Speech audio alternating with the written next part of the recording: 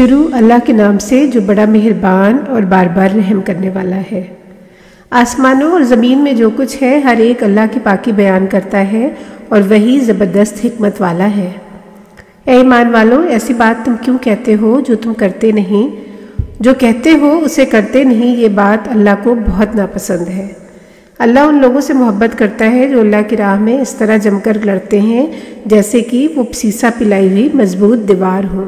اور جب موسیٰ علیہ السلام نے اپنی قوم سے فرمایا کہ اے میری قوم کے لوگوں، تم مجھے کیوں ستا رہے ہو؟ دراصل تم اس بات کو اچھی طرح جانتے ہو کہ میں تمہارا اور اللہ کا پیغمبر ہوں۔ پھر بھی جب وہ ٹھیک نہ ہوئے تب اللہ نے ان کے دلوں کو ٹیڑھا کر دیا۔ نافرمان لوگوں کو اللہ ہدایت نہیں دیا کرتا۔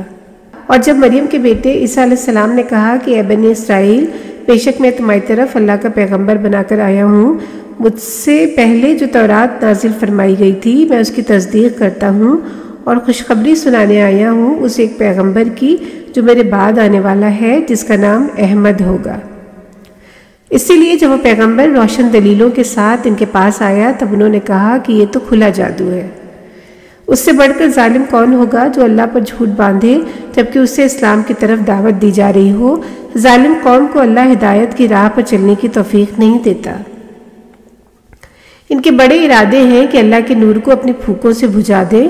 دراصل اللہ کا فیصلہ ہو چکا ہے کہ اپنے نور کو پورا کر کے رہے گا، چاہے کافر کتنا ہی برا مانتے رہ جائیں۔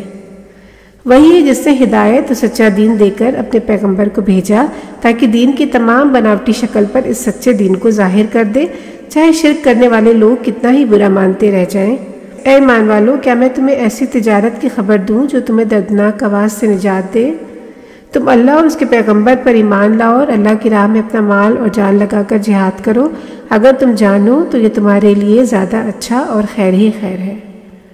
وہ تمہارے گناہوں کو معاف کر دے گا اور تمہیں ایسی جنتوں میں داخل فرمائے گا جس کے نیچے نہریں بہتی جا رہی ہیں، اور ان ہمیشہ رہنے کی جنتوں میں سکون سے رہنے کے لیے پاکیزہ مکان موجود ہے۔ سچ مچ یہ بڑی کامیابی ہے۔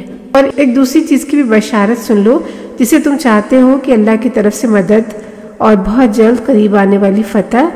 اے نبی صلی اللہ علیہ وسلم، آپ ہماری طرف سے یہ بشارت یعنی خوشخبری ایمان والوں کو سنا دیجیے۔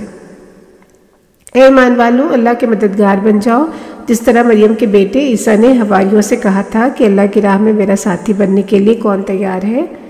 تب حواری بولے کہ ہم اللہ کے دین کی مدد کے لیے حاضر ہیں۔ بنی اسرائیل میں سے ایک جماعت ایمان لے آئی اور ایک جماعت انکار پر اڑی رہی۔ تب ہم نے ایمان والوں کو ان کے دشمنوں کے مقابلے میں قوت عطا فرمائی اور بہت جلد وہی غالب ہو کر چھا گئے۔